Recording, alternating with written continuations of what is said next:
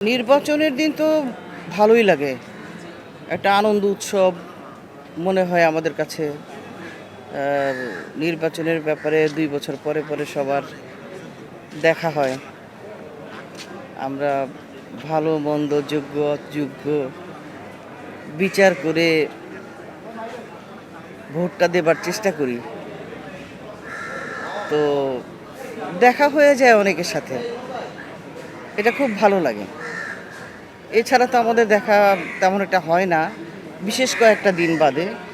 সেটা হলো আমাদের নির্বাচন, ইফতার পার্টি আর হলো গিয়ে পিকনিক।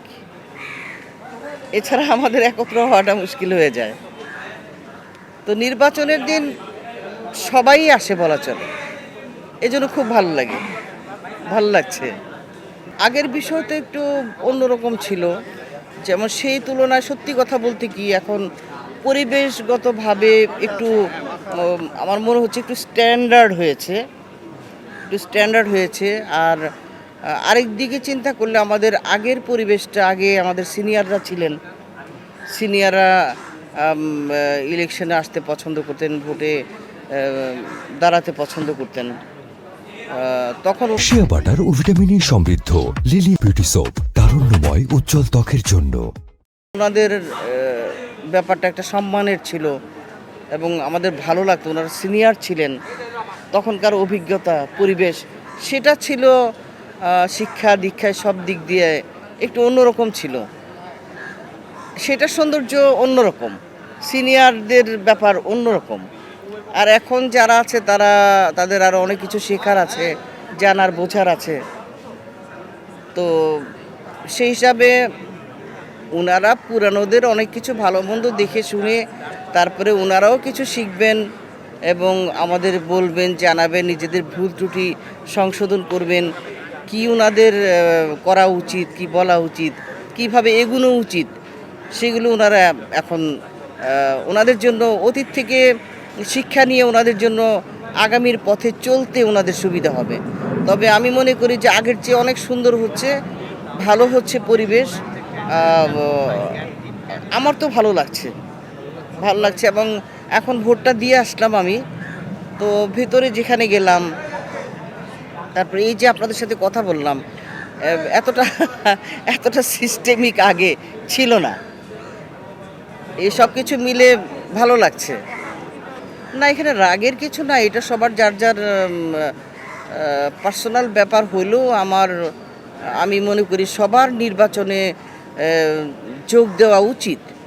কিন্তু সবাইকে কি করে দেখবেন? আমাদের মধ্যে সিনিয়র অনেকে আছেন মারা গেছেন, অনেকে অসুস্থ, অনেকে হেঁটে আসতে পারেন না।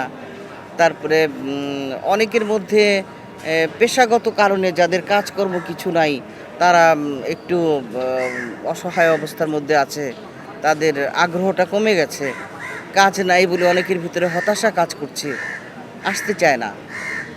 তো এইটাই আর কি। না হয় টান কিন্তু সবারই আছে। এই যে আমরা বসে কথা বলছি, এটা কিন্তু আপনাদের চ্যানেলে কিন্তু বসে বসে সবাই দেখবে। কেউ কিন্তু মিস করবে না।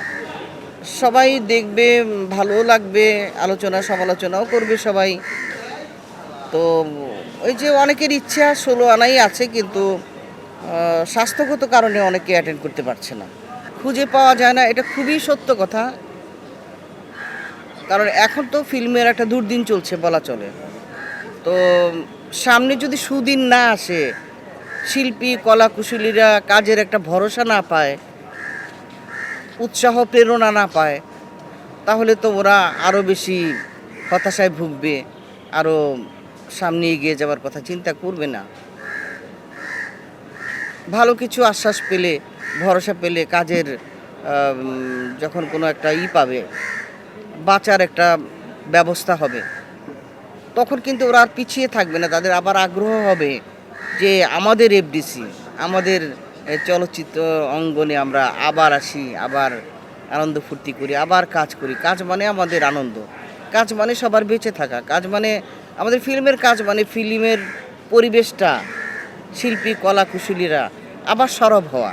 তখন আর পিছিয়ে থাকবে না কেউ, সবাই আসবে। শিয়া বাটার ও ভিটামিন ই সমৃদ্ধ লিলি বিউটি সোপ, তারুণ্যময় উজ্জ্বল ত্বকের জন্য।